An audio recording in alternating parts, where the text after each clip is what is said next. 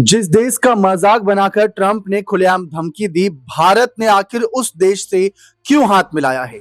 क्या ये सब किया इस वजह से है ताकि ट्रंप को कहीं ना कहीं इस बात का एहसास हो कि भारत उनकी बातों में आने वाला नहीं है? क्योंकि हाल फिलहाल में डोनाल्ड ट्रंप जो अमेरिकी राष्ट्रपति है, उनकी बयानबाजी प्रधानमंत्री नरेंद्र मोदी और भारत देश की आर्थिक नीतियों को लेकर कुछ ऐसी रही जिससे भारत में विपक्ष को बैठे बिठाए एक बड़ा मुद्दा मिल गया। हाल ही में अपनी और पीएम मोदी के साथ हुई बातचीत की फोन कॉल का उन्होंने खुलासा करते हुए कहा कि मोदी जी मुझसे मिलना चाहते थे, प्लीज करके बात करी, फिर वो आए और इसलिए हम रिसीव भी करने नहीं जा पाए। इस तमाम सारी बातें उन्होंने मीडिया के सामने कही और इन सब पर बहुत आलोचना हो रही है, बहुत सवाल उठ रहे हैं।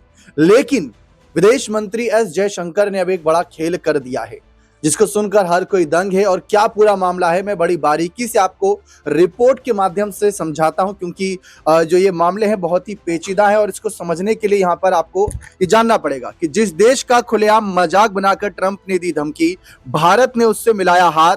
ग्लोबल पॉलिटिक्स सुधारने का संकल्प यहाँ पर जो है नजर आ रहा है। क्या पूरा मामला है? अमेरिका के राष्ट्रपति डोनाल्ड ट्रंप ने फ्रांस के राष्ट्रपति इमैनुअल मैक्रों को लेकर बड़ा खुलासा किया था।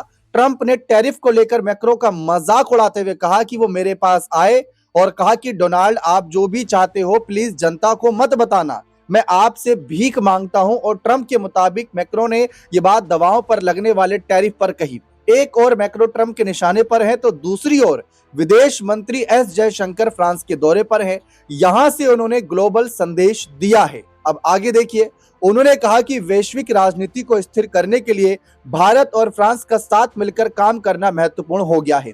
विदेश मंत्री ने पेरिस में अपने फ्रांसीसी समकक्ष जेन नोएल बारेट को साथ बैठक में दौरान ये टिप्पणी की। दोनों विदेश मंत्री ने मुख्य रूप से एआई शिखर सम्मेलन में भाग लेने के लिए अगले महीने फ्रांसीसी राष्ट्रपति इमैनुअल की भारत यात्रा के लिए आधार तैयार करने पर भी ध्यान जो है केंद्रित किया। इसके साथ साथ जयशंकर ने वार्ता के महत्व को विस्तार से बताते हुए कहा कि ऐसी स्थिति में रणनीतिक भागीदारियों के लिए बहुत बारीकी से परामर्श करना स्वाभाविक है। विदेश मंत्री ने मैक्रो की आगामी भारत यात्रा का भी जिक्र किया। उन्होंने कहा कि हम राष्ट्रपति मैक्रो के जल्द ही भारत आने की उम्मीद कर रहे हैं। प्रधानमंत्री मोदी ने पिछले साल फरवरी में पेरिस में मैक्रो के साथ एआई शिखर सम्मेलन की सह अध्यक्षता की थी। उन्होंने कहा कि फ्रांस हमारे सबसे पुराने रणनीतिक साझेदारों में से एक हैं, जो यूरोप में पहला और मानना साथ ही साथ यूरोप में पहला है और मानना है कि हमारी निरंतर बातचीत उस रिश्ते को विकसित करने का एक महत्वपूर्ण हिस्सा है। इसके साथ साथ विदेश मंत्री एस जयशंकर यूरोप के दौरे पर हैं। इसका जवाब खुद उन्होंने भी दिया। यह मुद्दा बहुत ही ज्यादा दिलचस्प बनता जा रहा है।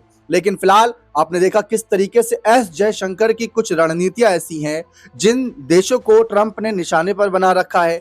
टैरिफ मामले को लेकर लगातार कुछ ना कुछ बयानबाजी कर रहे हैं और अब तो 500% टैरिफ वाली खबरें भी खूब वायरल होने लगी है कि क्या 500% टैरिफ भी होता नजर आएगा।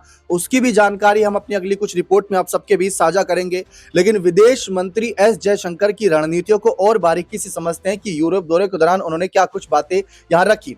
विदेश मंत्री जयशंकर यूरोप के दौरे पर क्यों है, इसका जवाब खुद उन्होंने दिया। जयशंकर ने कहा कि भारत का मानना है कि यूरोप के साथ संबंध और गहरे होने वाले हैं। साथ ही यह भी बताया कि यूरोप ग्लोबल पॉलिटिक्स में एक महत्वपूर्ण खिलाड़ी क्यों है।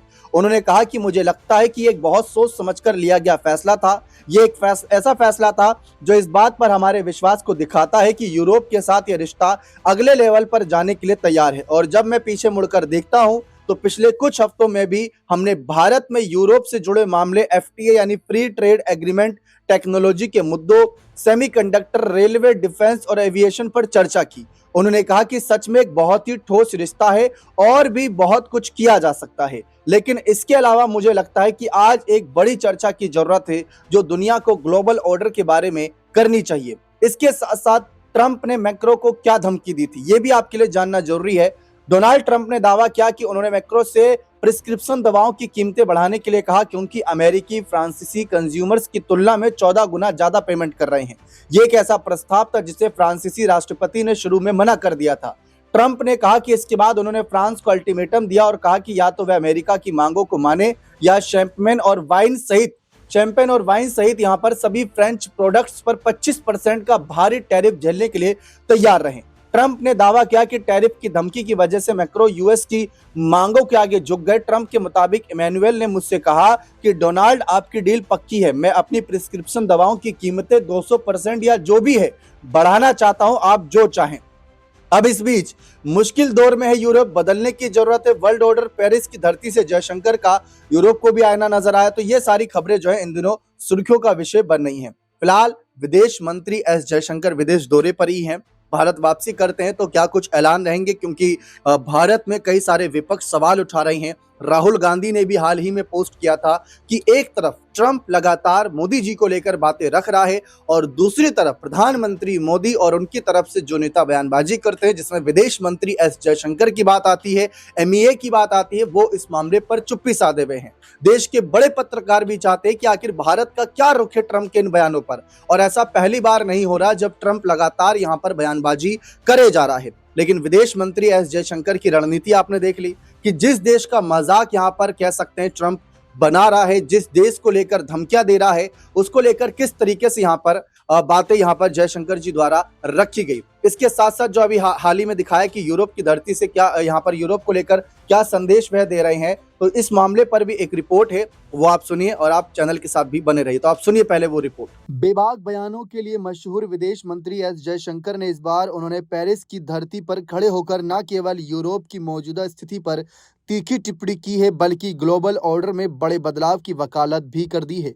फ्रांस के विदेश मंत्री जीन नोएल बैरोट के साथ मुलाकात के दौरान जयशंकर ने साफ शब्दों में कहा कि यूरोप इस वक्त चुनौतीपूर्ण परिस्थितियों से गुजर रहा है।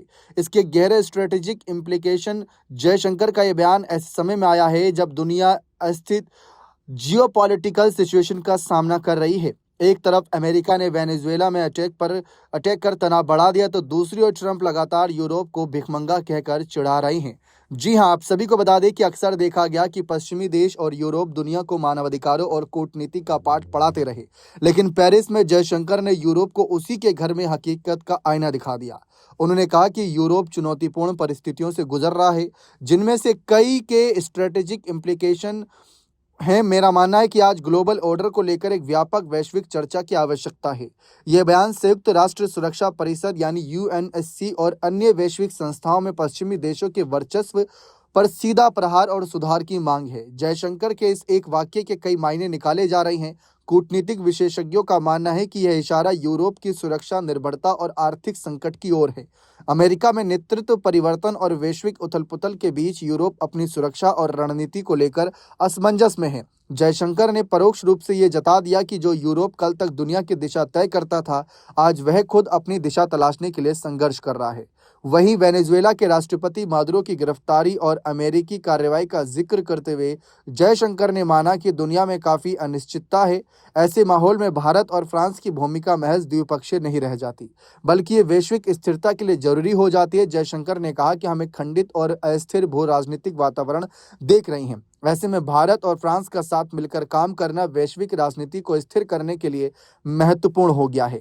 इस साल का कूटनीतिक संयोग भी बेहद खास है। भारत जहां ब्रिक्स की अध्यक्षता कर रहा है, वहीं फ्रांस G7 का नेतृत्व कर रहा है।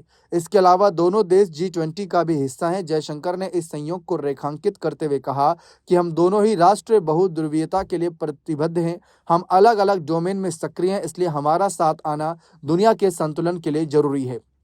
इसके साथ भले ही जयशंकर ने यूरोप की स्थिति पर चिंता और कटाक्ष व्यक्त किया हो, लेकिन फ्रांस के लिए उनके शब्द बेहद गर्मजोशी भरे थे।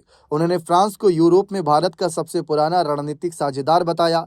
बैठक के दौरान जयशंकर ने कहा कि हमारे संबंधों की क्वालिटी कुछ बहुत खास है। फ्रांस यूरोप ने हमारा पहला रणनीतिक साझेदार और मुझे विश्वास है कि हमारी निरंतर बातचीत उस रिश्ते को पोषित करने का एक महत्वपूर्ण हिस्सा है। यह बयान इसलिए अहम है क्योंकि भारत अपनी रक्षा और सामाजिक जरूरतों के लिए रूस के अलावा फ्रांस पर ही सबसे ज़्यादा भरोसा करता है। चाहे राफेल डील हो या फिर परमाणु ऊर्जा सहयोग, फ्रांस ने हर मुश्किल वक्त में भारत का साथ दिया और पश्चिमी दबावों के बावजूद भारत की स्ट्रेटेजिक ऑटोनॉमी का सम्मान किया। इस मुलाकात का एक मुख्य एजेंडा फ्रांस के राष्ट्रपति इमैनुअल मैक्रों की आगामी भारत यात्रा की तैयारी करना भी था। जयशंकर ने पुष्टि भी की कि मैक्रों अगले महीने AI समिट में भाग लेने के लिए भारत आएंगे। पिछले साल फरवरी में प्रधानमंत्री नरेंद्र मोदी ने पेरिस में मैक्रो के साथ एआई समिट की सह अध्यक्षता की थी। अब उसी कड़ी को आगे बढ़ाने के लिए मैक्रो भारत आ रही हैं। इस यात्रा के दौरान आर्टिफिशियल इंटेलिजेंस के अलावा रक्षा और अंतरिक्ष क्षेत्र में भी बड़े समझौतों की उम्मीद है। देखा आपने किस तरीके से ट्रंप को लेकर कुछ अलग बातें तो नहीं रख रहे फिलहाल यहाँ पर जयशंकर, लेकिन अपनी रणनीतियों की ओर अग्रसर है। ये बात साफ है कि उनके पता है कि क्या करना है क्या नहीं करना, क्योंकि बड़े शातिर नेता बताए जाते हैं जयशंकर भारत की राजनीति में और साथ ही साथ विदेशी मामलों में। इसी वजह से कहीं ना कहीं पूरे देश की निगाहें उन पर टिकी है कि उनके जो विदेश दौरे अब धड़ल्ले से हो रहे हैं, एकदम से वो विदेश जाते हैं और फिर कुछ बड़ी डील की खबर आ जाती है या बड़े फैसलों की खबर आ जाती है, उससे भारत को कितना आर्थिक फायदा होता नजर आएगा। बने रहें चैनल के साथ, बहुत बहुत शुक्रिया।